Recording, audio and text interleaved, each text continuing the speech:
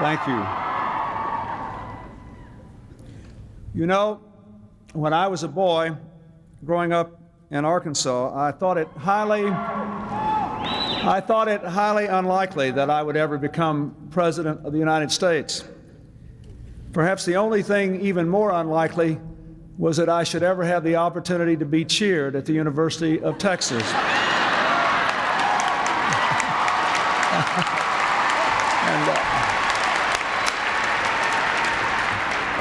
I must say I am very grateful for both of them. President Berdahl, Chancellor Cunningham, Dean Olson, to the Texas Longhorn Band, thank you for playing Hail to the Chief. You're magnificent. To my longtime friend of nearly 25 years now, Bernard Rappaport, thank you for your statement and your inspiration and your life of generous giving to this great university and so many other good causes.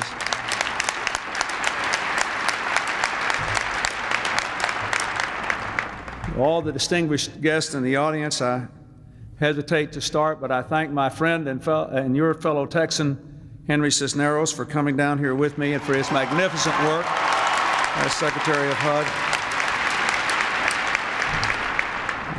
I thank your Congressman Lloyd Doggett and his wife Libby for flying down with me.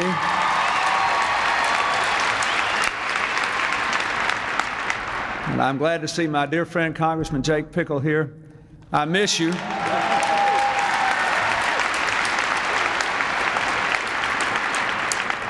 To Attorney General Dan Morales, the Land Commissioner Gary Morrow, I thank all of them for being here.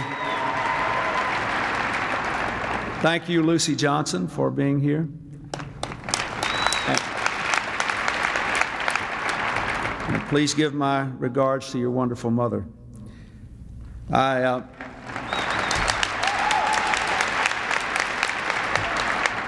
have not seen her here. There she is. And I have to recognize and thank your former Congresswoman and now distinguished Professor Barbara Jordan for the magnificent job you did on the immigration issue. Thank you so much. Thank you. Thank you.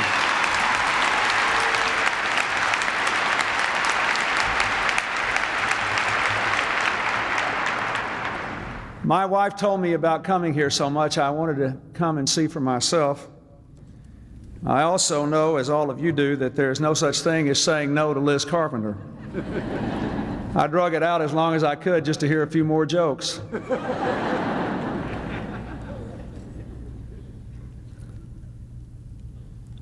My fellow Americans, I want to begin by telling you that I am hopeful about America. When I looked at Nicole Bell up here introducing me and I shook hands with these other young students, I looked into their eyes and I saw the AmeriCorps button on that gentleman's shirt. I was reminded, as I talk about this thorny subject of race today, I was reminded of what Winston Churchill said about the United States when President Roosevelt was trying to pass the Lend-Lease Act so that we could help Britain in their war against Nazi Germany before we ourselves were involved. And for a good while, the issue was hanging fire, and it was unclear whether the Congress would permit us to help Britain, who at that time was the only bulwark against tyranny in Europe. And Winston Churchill said, "I have great confidence in the judgment and the common sense of the American people and their leaders. They invariably do the right thing after they have examined every other alternative." So I say to you, let me begin by saying that I can see in the eyes of these students and in the spirit of this moment, we will do the right thing. In recent weeks, every one of us has been made aware of a simple truth.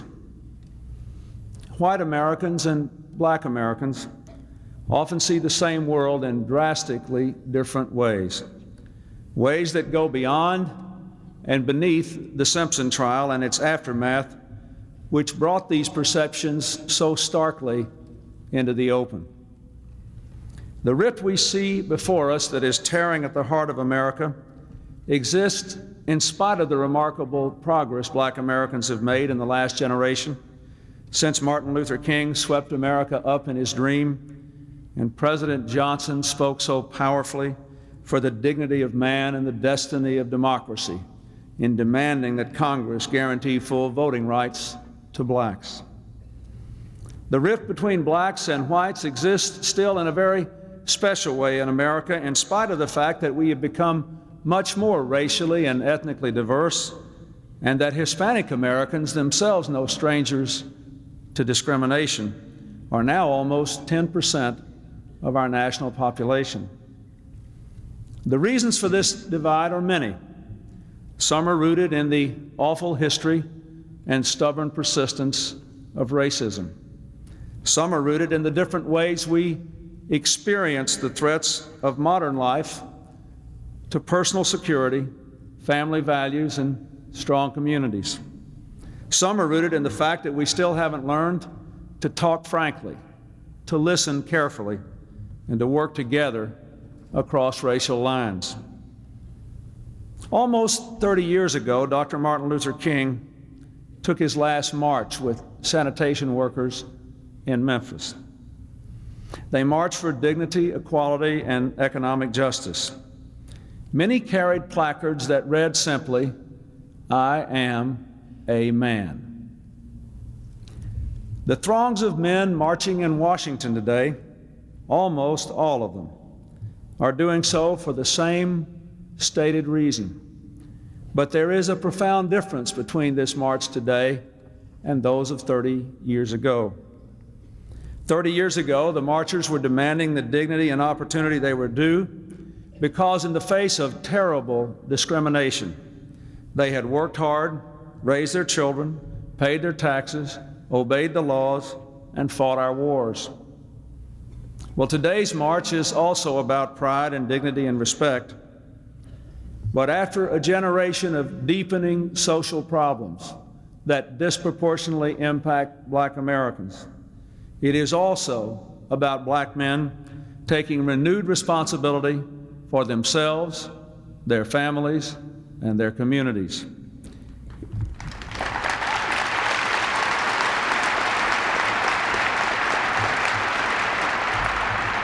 It's about saying no to crime and drugs and violence. It's about standing up for atonement and reconciliation. It's about insisting that others do the same and offering to help them. It's about the frank admission that unless Black men shoulder their load, no one else can help them or their brothers, their sisters, and their children escape the hard, bleak lives that too many of them still face. Of course, some of those in the march do have a history that is far from its message of atonement and reconciliation. 1 million men are right to be standing up for personal responsibility, but 1 million men do not make right one man's message of malice and division.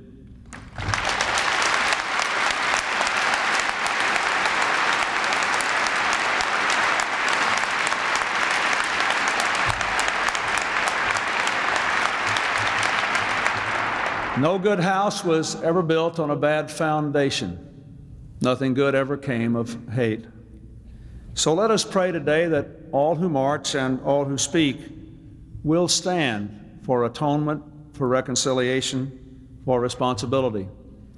Let us pray that those who have spoken for hatred and division in the past will turn away from that past and give voice to the true message of those ordinary Americans who march.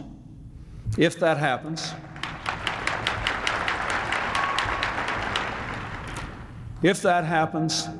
the men and the women who are there with them will be marching into better lives for themselves and their families, and they could be marching into a better future for America.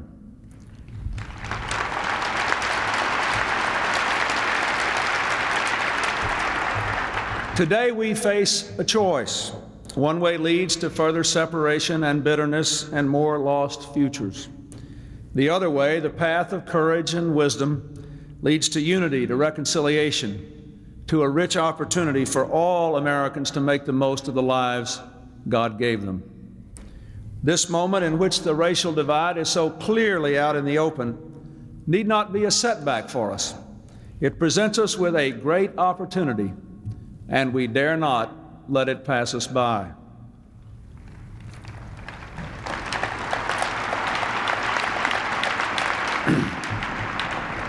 In the past, when we've had the courage to face the truth about our failure to live up to our own best ideals, we've grown stronger, moved forward, and restored proud American optimism.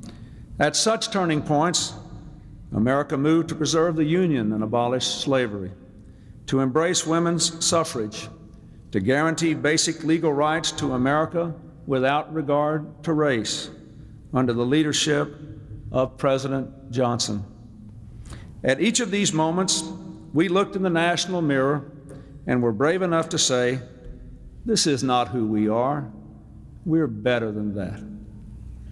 Abraham Lincoln reminded us that a house divided against itself cannot stand. When divisions have threatened to bring our house down, somehow we have always moved together to shore it up. My fellow Americans, our house is the greatest democracy in all human history. And with all its racial and ethnic diversity, it has beaten the odds of human history. But we know that divisions remain, and we still have work to do.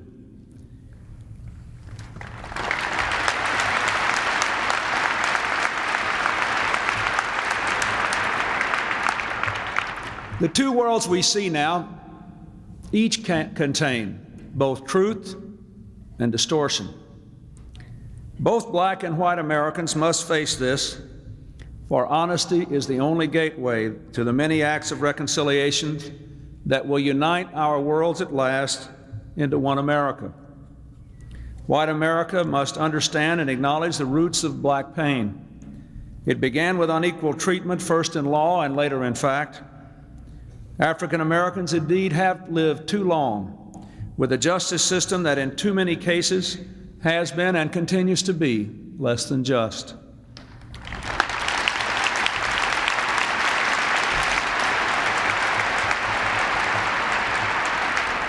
The record of abuses extends from lynchings and trumped-up charges to false arrests and police brutality.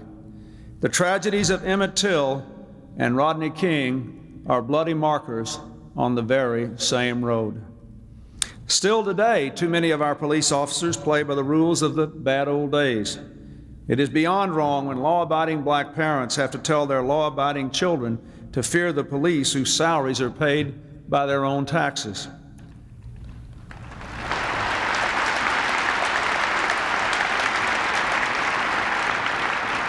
And blacks are right to think something is terribly wrong when African American men are many times more likely to be victims of homicide than any other group in this country, when there are more African American men in our correction system than in our colleges, when almost 1 in 3 African American men in their 20s are either in jail, on parole, or otherwise under the supervision of the criminal justice system, nearly 1 in 3, and that is a disproportionate percentage in comparison to the percentage of blacks who use drugs in our society.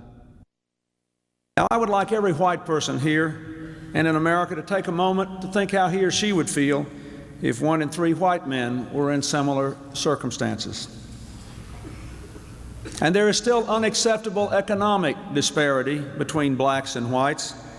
It is so fashionable to talk today about African Americans as if they had been some sort of protected class. Many whites think blacks are getting more than their fair share in terms of jobs and promotions. That is not true. That is not true.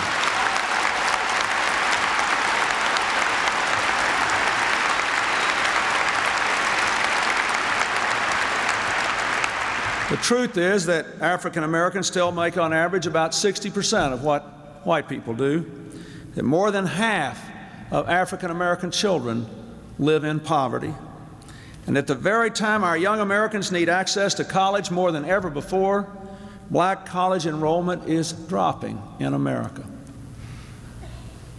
On the other hand, Blacks must understand and acknowledge the roots of white fear in America. There is a legitimate fear of the violence that is too prevalent in our urban areas, and often by experience, or at least what people see on the news at night, violence for those white people too often has a black face. It isn't racist for a parent to pull his or her child close when walking through a high-crime neighborhood, or to wish to stay away from neighborhoods where innocent children can be shot in school, or standing at bus stops by thugs driving by with assault weapons, or toting handguns like Old West desperados.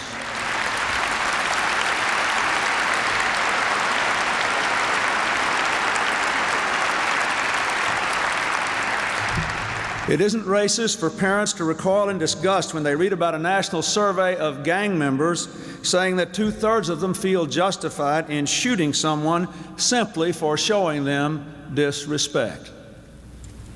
It isn't racist for whites to say they don't understand why people put up with gangs on the corner or in the projects, or with drugs being sold in the schools or in the open. It's not racist for whites to assert that the culture of welfare dependency, out-of-wedlock pregnancy, and absent fatherhood cannot be broken by social programs unless there is first more personal responsibility.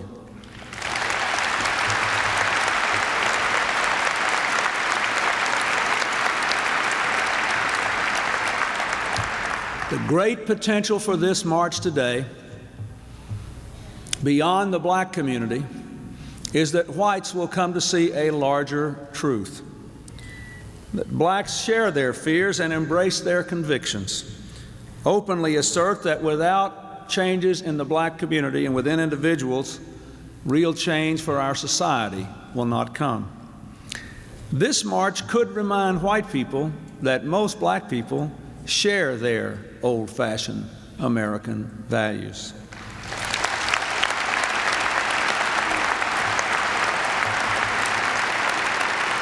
For most black Americans still do work hard, care for their families, pay their taxes, and obey the law, often under circumstances which are far more difficult than those their white counterparts face.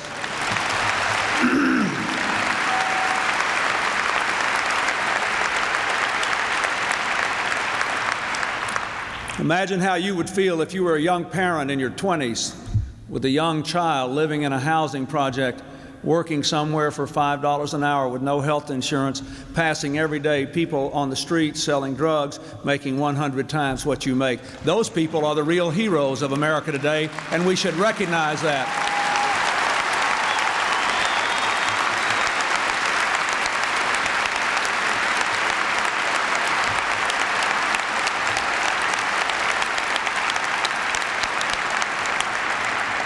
And white people too often forget that they are not immune to the problems black Americans face. Crime, drugs, domestic abuse, and teen pregnancy, they are too prevalent among whites as well, and some of those problems are growing faster in our white population than in our minority population. So we all have a stake in solving these common problems together. It is therefore wrong for white Americans to do what they have done too often, simply to move further away from the problems and support policies that will only make them worse.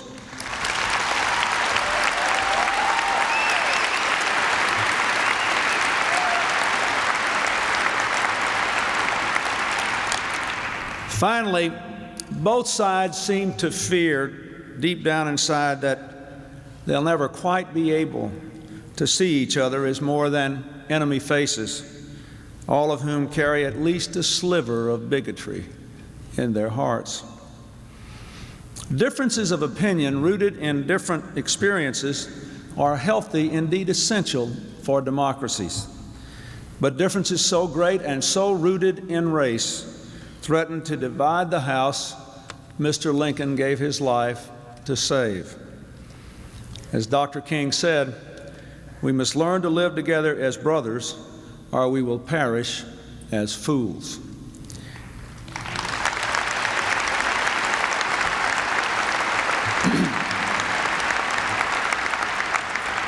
Recognizing one another's real grievances is only the first step we must all take responsibility for ourselves, our conduct, and our attitudes. America, we must clean our house of racism.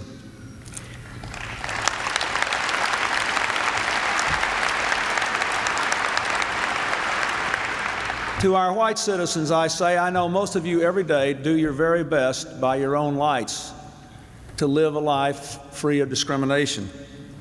Nevertheless, too many destructive ideas are gaining currency in our midst. The taped voice of one policeman should fill you with outrage.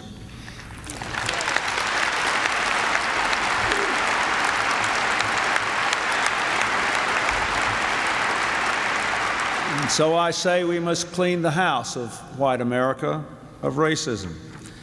Americans who are in the white majority should be proud to stand up and be heard denouncing the sort of racist rhetoric we heard on that tape, so loudly and clearly denouncing it that our black fellow citizens can hear us. White racism may be black people's burden, but it's white people's problem. We must clean our house.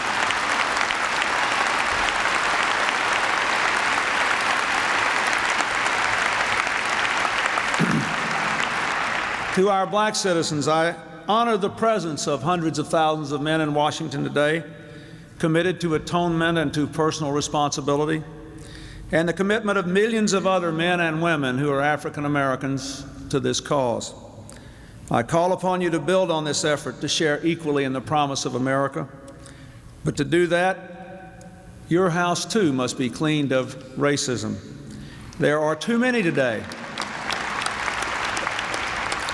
There are too many today, white and black, on the left and the right, on the street corners and the radio waves, who seek to sow division for their own purposes. To them I say, no more.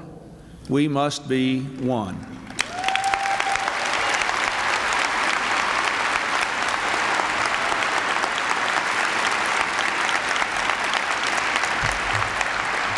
Long before we were so diverse, our nation's motto was a pluribus unum. Out of many, we are one. We must be one, as neighbors, as fellow citizens, not separate camps, but family, white, black, Latino, all of us, no matter how different, who share basic American values and are willing to live by them. When a child is gunned down on a street in the Bronx, no matter what our race, he is our American child. When a woman dies from a beating, no matter what our race or hers, she is our American sister.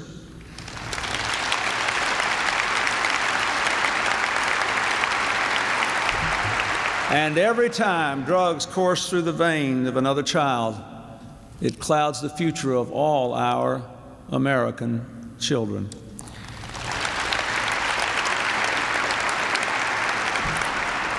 Whether we like it or not, we are one nation, one family, indivisible.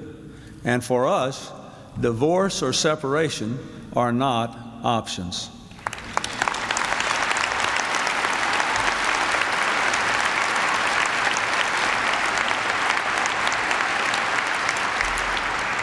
Here in 1995, on the edge of the 21st century, we dare not tolerate the existence of two Americas.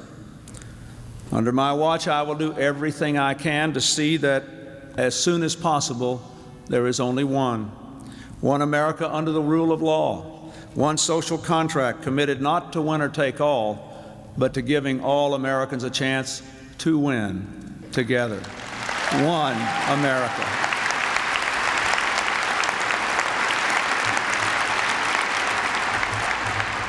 Well, how do we get there?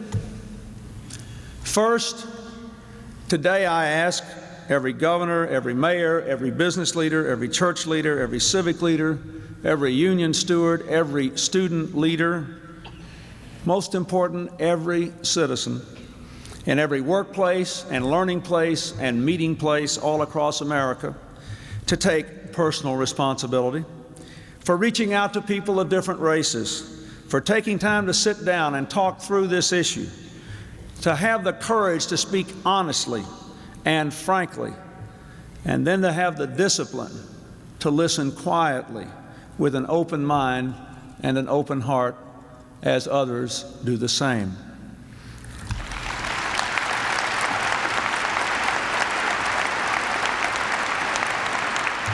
This may seem like a simple request, but for tens of millions of Americans, this has never been a reality.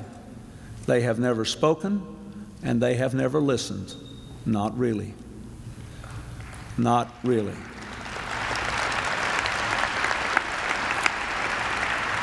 I am convinced, based on a rich lifetime of friendships and common endeavors with people of different races, that the American people will find out they have a lot more in common than they think they do.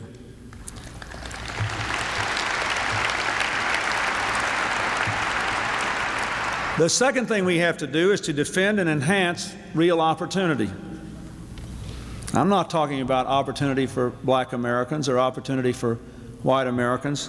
I'm talking about opportunity for all Americans. Sooner or later, all our speaking, all our listening, all our caring has to lead to constructive action together for our words and our intentions to have meaning. We can do this first by truly rewarding work and family in government policies, in employment policies, in community practices.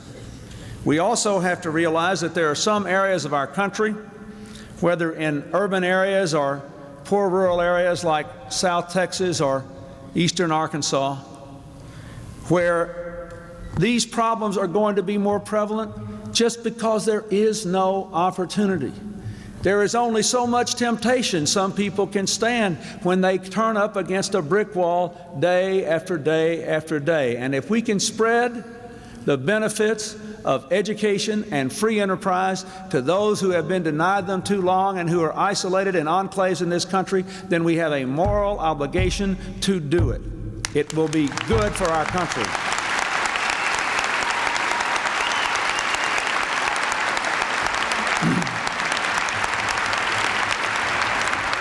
Third, and perhaps most important of all, we have to give every child in this country and every adult who still needs it the opportunity to get a good education.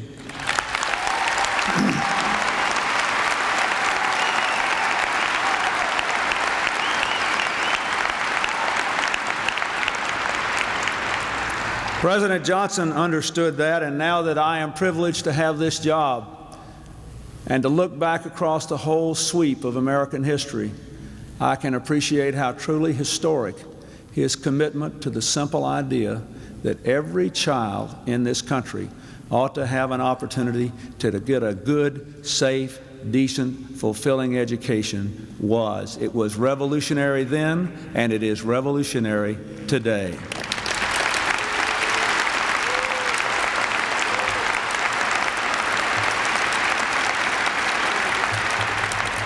Today, that matters more than ever. I'm trying to do my part. I am fighting hard against efforts to roll back family security, aid to distressed communities, and support for education. I want it to be easier for poor children to get off to a good start in school, not harder. I want it to be easier for everybody to go to college and stay there, not harder.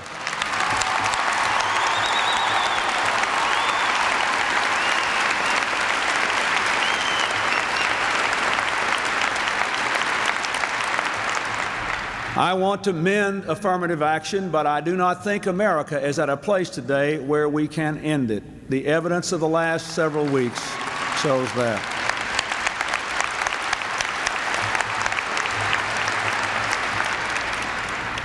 But let us remember, the people marching in Washington today are right about one fundamental thing. At its base, this issue of race is not about government or political leaders. It is about what is in the heart and minds and life of the American people. There will be no progress in the absence of real responsibility on the part of all Americans. Nowhere is that responsibility more important than in our efforts to promote public safety and preserve the rule of law. Law and order is the first responsibility of government. Our citizens must respect the law and those who enforce it. Police have a life and death responsibility never to abuse the power granted them by the people. We know, by the way, what works in fighting crime also happens to improve relationships between the races. What works in fighting crime is community policing. We have seen it working all across America. The crime rate is down. The murder rate is down where people relate to each other across the lines of police and community in an open, honest, respectful, supportive way. We can lower crime and raise the state of race relations in America if we will remember this simple truth.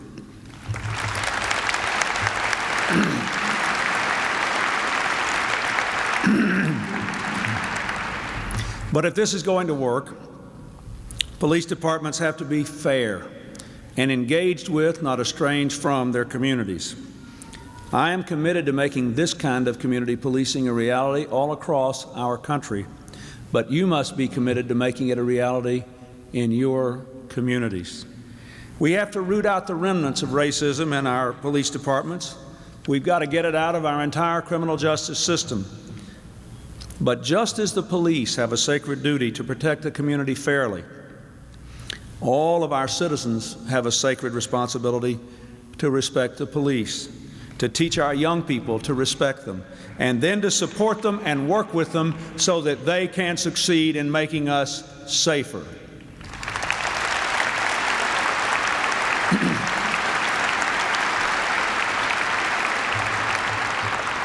Let's not forget, most police officers of whatever race are honest people who love the law and put their lives on the lines so that the citizens they're protecting can lead decent, secure lives, and so that their children can grow up to do the same. Finally, I want to say on the day of this march a moment about a crucial area of responsibility, the responsibility of fatherhood. The single biggest social problem in our society may be the growing absence of fathers from their children's homes because it contributes to so many other social problems. 1 child in 4 grows up in a fatherless home, without a father to help guide, without a father to care, without a father to teach boys to be men and to teach girls to expect respect from men. It's harder. There are a lot of mothers out there doing a magnificent job alone, but it is harder. It is harder.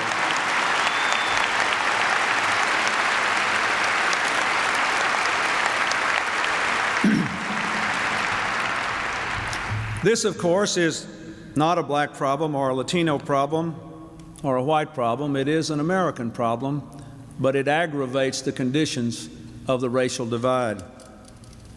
I know from my own life it is harder because my own father died before I was born, and my stepfather's battle with alcohol kept him from being the father he might have been. But for all fathers, parenting is not easy, and every parent makes mistakes. I know that too from my own experience. The point is that we need people to be there for their children day after day. Building a family is the hardest job a man can do, but it's also the most important. To those who are neglecting their children, I say it is not too late. Your children still need you. To those who only send money in the form of child support, I say keep sending the checks. Your kids count on them, and we'll catch you and enforce the law if you stop.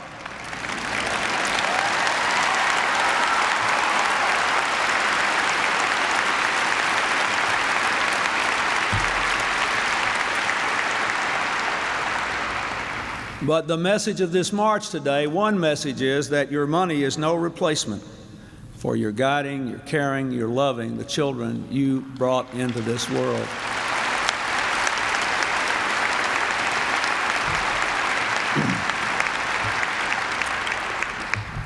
We can only build strong families when men and women respect each other, when they have partnerships, when men are as involved in the home place as women have become involved in the workplace. It means, among other things, that we must keep working until we end domestic violence against women and children.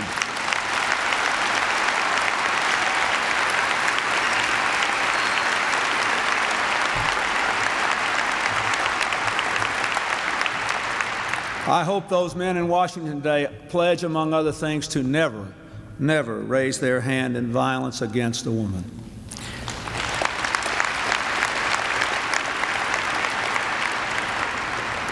So today, my fellow Americans, I honor the black men marching in Washington to demonstrate their commitment to themselves, their families, and their communities. I honor the millions of men and women in America, the vast majority of every color, who without fanfare or recognition do what it takes to be good fathers and good mothers, good workers and good citizens. They all deserve the thanks of America.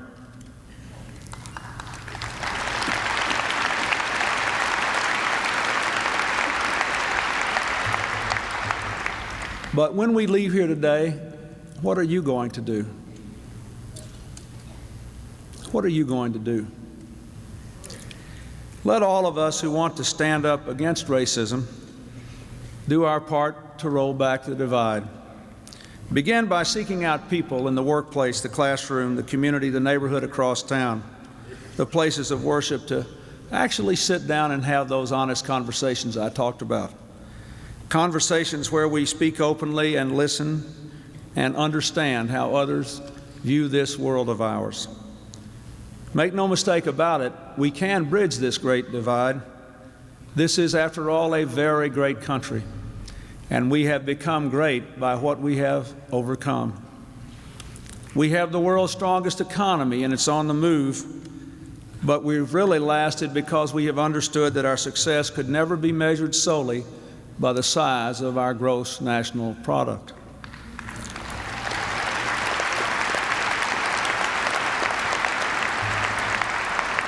I believe the march in Washington today spawned such an outpouring because it is a reflection of something deeper and stronger that is running throughout our American community. I believe that in millions and millions of different ways, our entire country is reasserting our commitment to the bedrock values that made our country great and that make life worth living. The great divides of the past call for and were addressed by legal and legislative changes. They were addressed by leaders like Lyndon Johnson, who passed the Civil Rights Act and the Voting Rights Act. And to be sure, this great divide requires a public response by democratically elected leaders. But today we are really dealing, and we know it, with problems that grow in large measure out of the way all of us look at the world with our minds and the way we feel about the world with our hearts. And therefore, while leaders and legislation may be important, this is work that has to be done by every single one of you.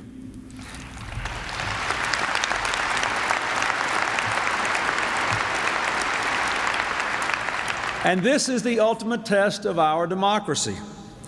For today, the House divided exists largely in the minds and hearts of the American people. And it must be united there in the minds and hearts of our people. Yes, there are some who would poison our progress by selling short the great character of our people and our enormous capacity to change and grow. But they will not win the day. We will win the day.